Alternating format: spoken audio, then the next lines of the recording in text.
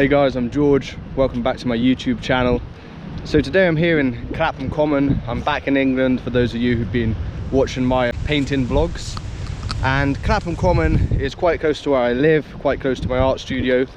And I wasn't really planning on painting today, but as the sun is out, it's a blue sky, which is quite a rare thing for England, especially in November, sort of getting into those winter months now. Another thing about this time of year is you have really lovely colours to the leaves in the trees. So I'm thinking about maybe focusing in on a tree and having that as a sort of focal point. I painted here a few times. I painted a lake here before, painted the bandstand before, but I think maybe having a tree getting lit with the sunlight so that the shadows are quite distinct could be quite a nice subject to paint. So I've chosen to paint this spot behind me. I really like this tree in the foreground, the interesting shapes of the branches, and you get a nice view out into the common, and then you can see a bit of the blue sky and the clouds. So I think this will be a nice composition to paint. Remember, please subscribe to my YouTube channel. Let's start painting. I'm painting today on a gesso primed panel that I've toned to a neutral grey, and this gives me a nice balanced starting point.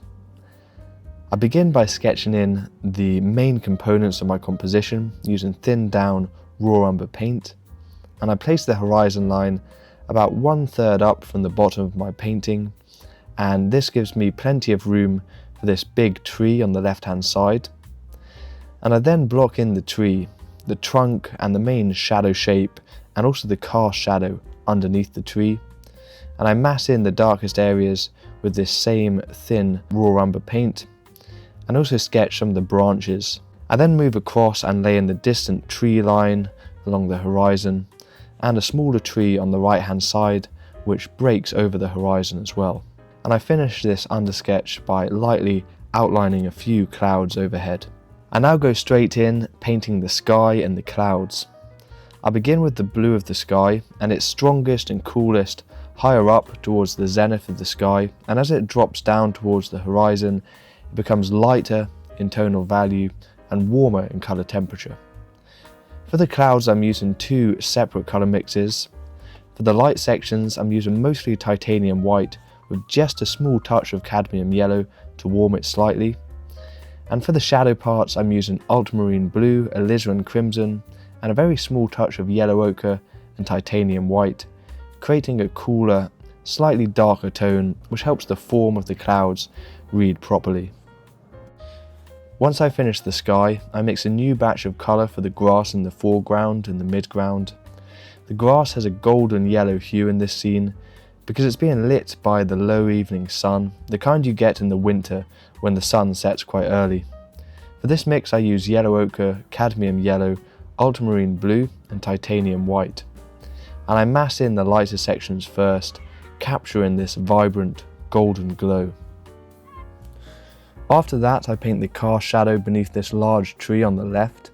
The shadow is cooler in colour temperature and darker than the surrounding grass which is catching the sunlight. So I use a colour mix of raw umber, ultramarine blue, cadmium yellow and a small touch of alizarin crimson to get the right temperature and tonal value. With that established, I now move on to painting the bulk of the tree. For the darkest areas, the trunk and the main branches, I use a colour mix of ultramarine blue, alizarin crimson and raw umber. And when I'm painting trees like this, I find it really helps to observe the shapes closely. You don't want the tree to look generic with repeated patterns or invented forms. Instead, I try to copy nature's particular shapes as accurately as I can.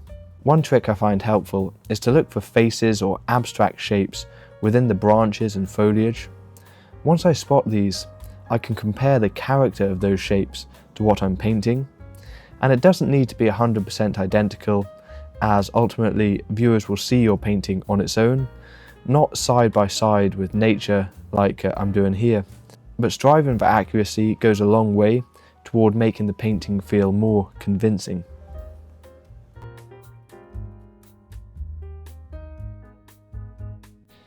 Now I move to the tree on the right hand side.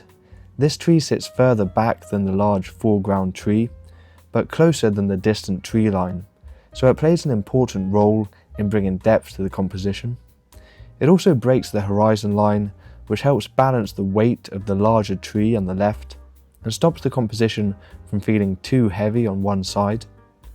As I paint it, I pay careful attention to the light coming from the left-hand side. So the foliage on the left catches this warm light from the sun, and then on the right we have a darker, cooler shadow mix. And because it sits in the midground, the contrasts are not quite as strong as the foreground tree, but they're still more pronounced than the trees in the background. As I paint these trees along the distant horizon, I vary the hues, with some leaning more towards orange or yellow, and others shifting toward pale, cooler greens. Because these trees sit further back in space, atmospheric perspective softens everything, and the contrasts become more subtle.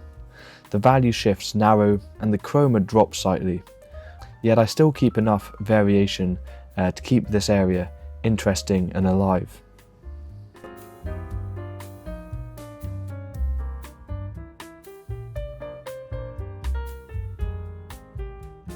And now in the middle section of the grass between the shadows of the trees, I had a person walking a dog.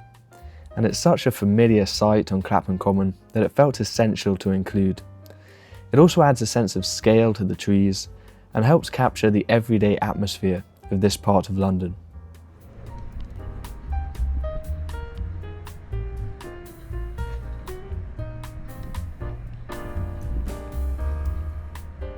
I hope you found that an enjoyable experience watching me paint here in Clapham Common in London.